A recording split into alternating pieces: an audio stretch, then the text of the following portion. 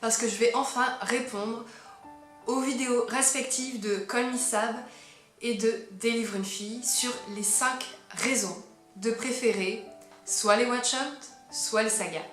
Tout d'abord, je vous renvoie en barre d'infos pour vous remémorer, si vous ne les avez pas vus ou si vous les avez vus mais que vous ne vous souvenez pas de tous les détails, des vidéos de Call Me Sab sur les 5 bonnes raisons de préférer les one-shots et de la réponse de Mode sur la vidéo de Call Me Sab avec sa vidéo 5 bonnes raisons de préférer les sagas.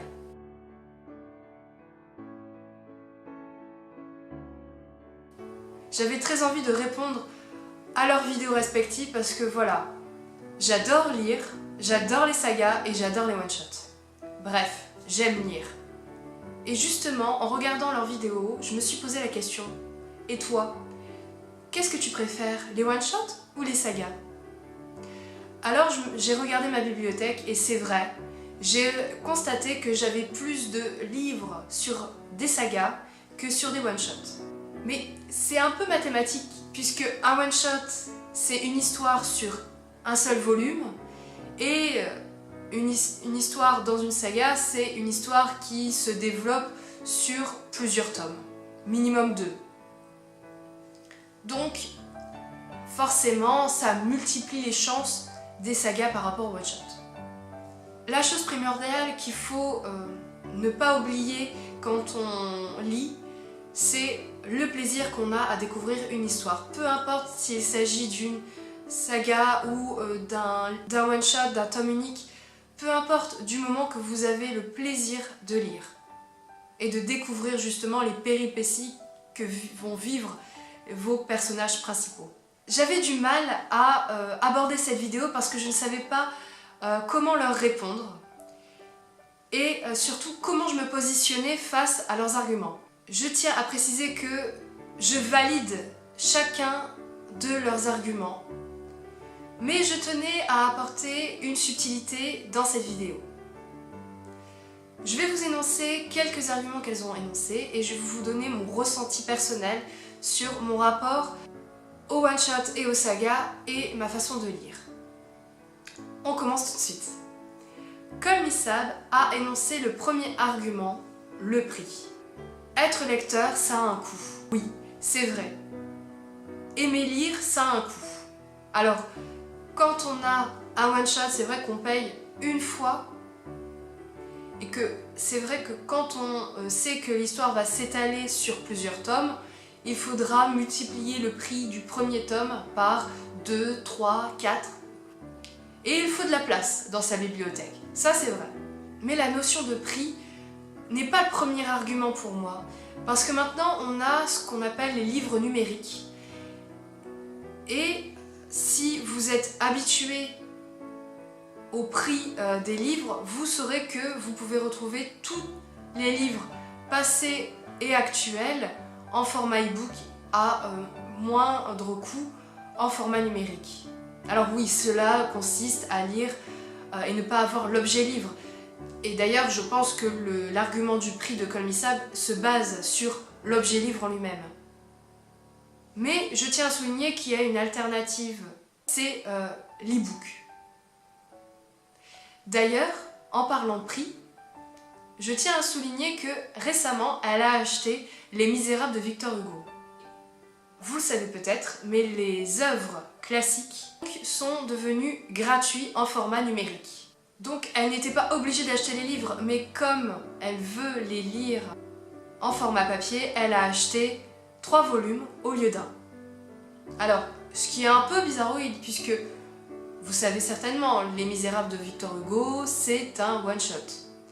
Mais quand on va en librairie, soit on a les éditions en livre de poche en intégrale, soit on peut avoir en plusieurs volumes. À l'occurrence, elle a choisi le format en 3 volumes. Donc, même si l'argument du prix est recevable, même pour des one-shots, on peut décider d'acheter en plusieurs volumes son livre.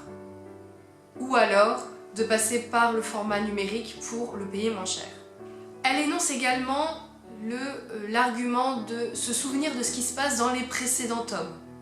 Alors oui, lire, ça demande un travail de mémoire. D'ailleurs, lire contribue à travailler sa mémoire. Personnellement, je n'ai aucun problème à ce point de vue-là. Je lis des sagas, soit à la suite, ce qui est très rare en ce moment, mais je compte m'y reprendre pour 2018. Et surtout, je peux lire des sagas, voire 2 ans après le premier volume, 2 ans après le deuxième, et terminer la saga au bout de 6 ans. Mais j'arrive à me souvenir des péripéties, du nom des personnages, des grandes lignes des précédents volumes. Donc pour moi, cet argument ne me concerne pas en tant que lectrice, mais je peux comprendre tout à fait que certains lecteurs ont besoin de se faire des résumés et de se souvenir de ce qui se passe. Elle énonce également le fait que quand on a terminé un livre, c'est bon, l'histoire est terminée. Mais je rejoins parfaitement l'avis de Maud des livres une fille. Est-ce que c'est vrai qu'on a toutes les réponses dans un one-shot par rapport à une saga? Parfois. Comme Issab a également parlé de l'argument quand on a un livre unique, on sait qu'on va avoir toutes les réponses et que quand on aura terminé le livre, l'histoire sera terminée. Est-ce que ça vous est déjà arrivé de lire un livre où il y avait une fin ouverte? Oui, je parle de ces livres où l'auteur décide délibérément de dire c'est un one-shot, mais je vous laisse planer le doute. Ou alors, voilà, l'histoire vit à travers ces personnages et moi j'ai décidé de considérer que cette fin allait être ouverte. C'est quelque chose qui m'énerve et c'est pas forcément vrai que toutes les réponses soient dans un one-shot. Pareil pour une saga. Une saga, ça permet d'avoir plus de réponses, avoir un univers beaucoup plus développé, comme le précise des livres une fille. C'est vrai. D'ailleurs, l'argument que je retiens, c'est ça dépend des genres que vous lisez. C'est plus facile d'écrire pour des auteurs des one-shots quand l'univers est très bien connu. Par exemple, je pense aux romans contemporains. Expliquer le contexte géographique, politique d'une histoire, c'est pas franchement la chose qu'on attend d'un roman contemporain. En revanche, c'est ce qu'on attend le plus dans l'imaginaire, dans la fantaisie. Si Tolkien n'avait pas expliqué en long, en large et en travers son histoire, on ne comprendrait pas le lien entre les hobbits, les humains, les nains et les elfes. Il aurait passé tout à la trappe, on n'aurait rien compris. En revanche, ce que je déteste par-dessus tout, ce sont les auteurs qui annoncent qu'ils vont écrire un livre, que ce sera un tome unique, mais que du fait du succès de leur livre, ils décident d'en faire une saga, voire des spin-offs. C'est ce que je retiens du livre Hopeless de Colleen Hoover. Voilà, Colleen Hoover a écrit Hopeless, qui est du point de vue de l'héroïne, mais elle a écrit un deuxième tome qui n'est pas vraiment un deuxième tome puisque c'est le tome 1 du point de vue du héros masculin. Et elle a écrit un tome 3 qui est l'histoire d'amour entre les deux meilleurs amis des personnages principaux du premier tome.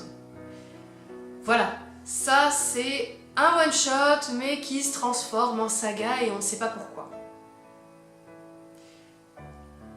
Bien sûr, je tiens à préciser qu'on n'est pas obligé de lire tous les tomes d'une saga ou tous les tomes qui font partie d'une série. Si l'histoire ne nous plaît pas ou si la fin du premier volume nous convient, on peut s'arrêter là. Mais d'un point de vue purement fan, passionné de lecture et fan de l'auteur, je pense que si vous avez aimé l'histoire du premier tome, vous aurez envie d'en savoir plus sur les tomes annexes. Vous savez maintenant que je suis une lectrice superficielle et tout comme Maud, j'adore les livres qui s'alignent correctement dans ma bibliothèque. C'est le cas des sagas, j'adore quand les tomes sont pareils, mais je n'y accorde pas vraiment d'importance parce que parfois j'ai des tomes en poche, hein, les premiers tomes sont en poche et la suite est en grand format. Je pense bien sûr à mes volumes, mes premiers volumes de Harry Potter. Je pense bien sûr aussi au Diable s'habille en Prada, j'ai le premier tome en poche et on m'a offert le tome 2 en grand format quand il est sorti. Voilà, c'est vrai, c'est des sagas où je ne suis pas très regardante sur la dimension du format. Par contre, je tiens compte des couvertures, ça je l'avoue. C'est vrai que quand on a un one-shot, on sait qu'on a un seul volume à acheter et donc ça laisse plus de place dans la bibliothèque. Mais est-ce que vous êtes penché sur l'histoire des intégrales? Les intégrales, si l'on comprend bien, c'est un tome unique qui comprend l'ensemble des tomes de la saga. J'ai par exemple acheté l'intégrale des Chroniques de Narnia. Cependant, je sais à quel point les volumes indépendants de la saga, quand ils sont sortis chez Folio Junior, il y avait des illustrations en couleur, le papier était blanc, le grammage n'était pas le même. Bref, je trouve que j'ai voulu faire économique en achetant le volume intégral, mais en fait je regrette la beauté des tomes individuels. Mais bon, ça c'est mon erreur. J'ai voulu faire économique alors que j'étais pas encore superficielle à l'époque, et là je regrette un petit peu. Mais j'ai lu cette saga et elle est top.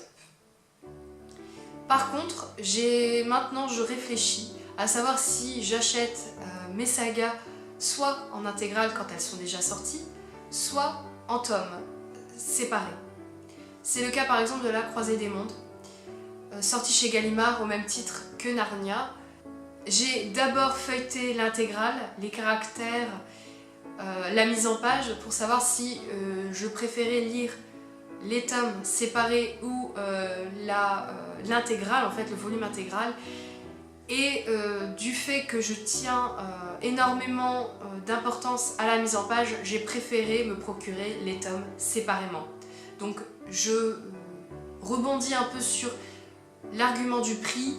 J'ai préféré être économe sur Narnia, renouveler cette erreur, mais par contre j'ai dépensé plus en achetant les tomes individuels de La Croisée des Mondes par rapport au volume intégral.